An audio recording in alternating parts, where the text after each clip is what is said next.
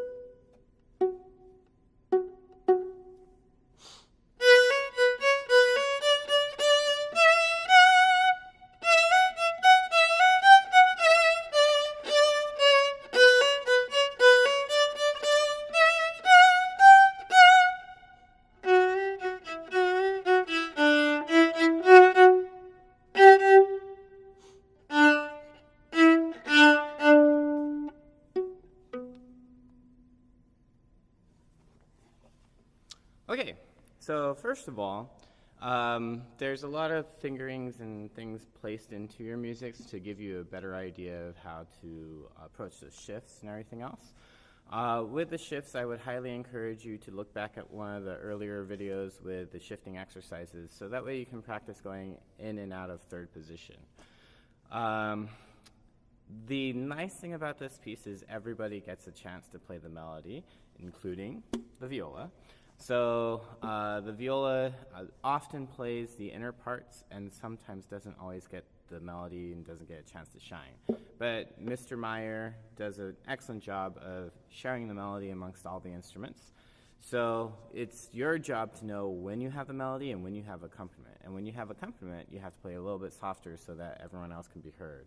And likewise, when you have the melody, you have to play a little bit louder so that an audience can hear you playing the melody over the accompaniment.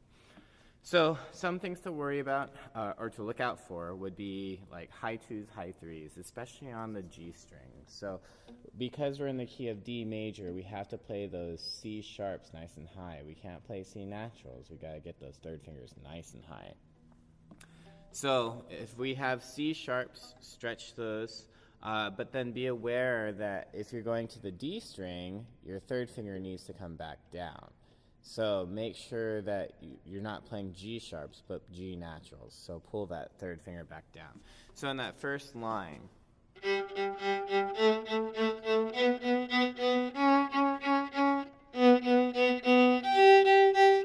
right? So you're playing high 2, high 3, and then G natural.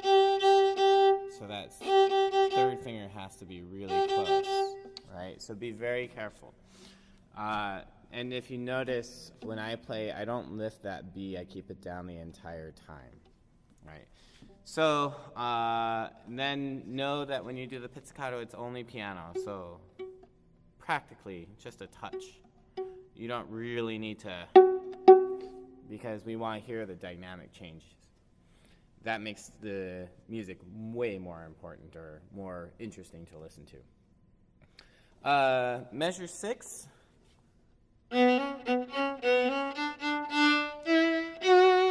Violas and cellos get to start with a melody. Same thing, watch for the high 3.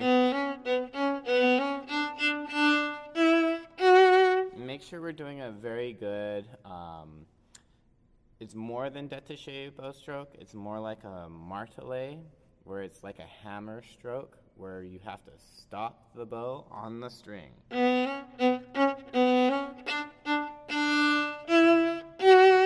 So that it's very clear where the beginning of those notes are.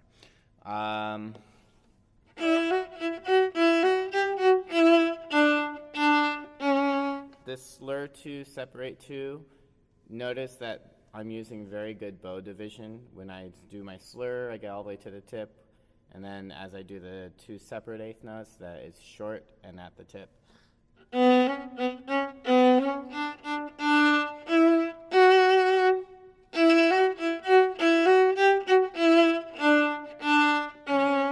So that's something that you would want to work on, is bow divisions. And then when you get to measure 14,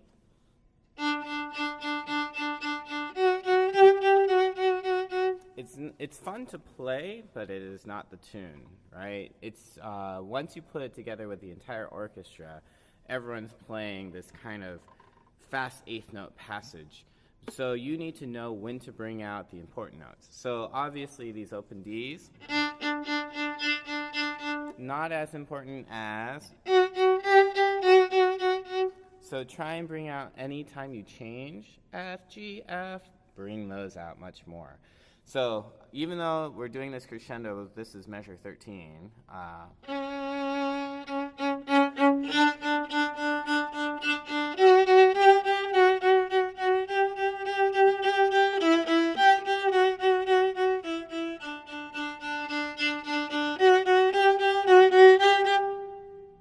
That's kind of the goal we want, is to bring out the changed notes.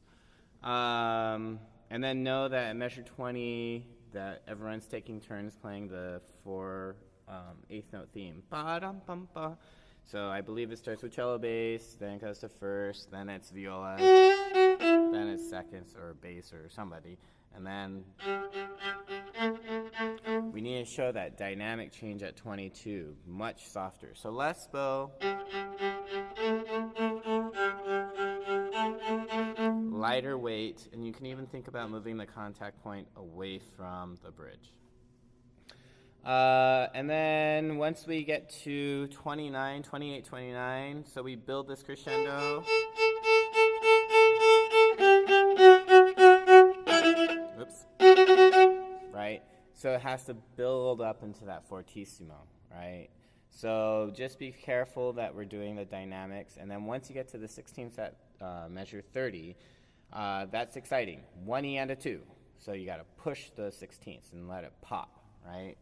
And then cellos, bum, bum, bum. And then you. Very strong, very exact. And then 33. So fingerings are suggested here. I would try and stay away from open strings as much as possible. It does make sense to start 33 with your 4th finger on the G string, but I didn't mark it because, you know, it's really up to the musician's discretion to figure this stuff out. Measure 37, again, coming down to a piano. Do be very careful of the shorthand. So at 37, we have a quarter note with 2 slash lines on it. Those 2 slash lines indicate that the quarter note should be played like 4/16. So 4/16 for one quarter note, 4/16 for the next quarter note, 3rd quarter note, and 4th quarter note all get 4/16. So that way it's just straight 16ths throughout the whole thing, right? So know that they're all 16ths.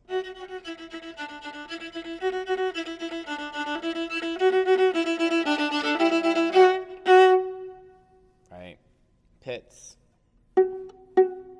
And then definitely by 42, you want to make sure you change your bow hands and then brace your thumb underneath the corner of the fingerboard, right here. And then make sure you pluck over the fingerboard. And then from the rest of it, rest, rest.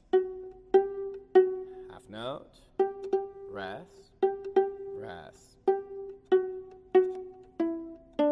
rest, rest, rest, rest, half rest. And during that half rest, you're setting your bow, right?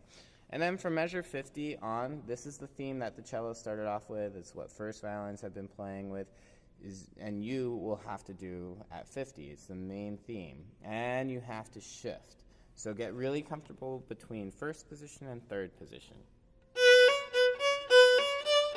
Shift. So move your thumb. Make sure your thumb is moving with your first finger. So we shift to third position. Sorry. And then shift back, make sure the thumb moves.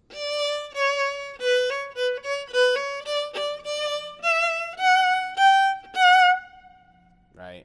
So it's something to think about, is getting really comfortable with your third position.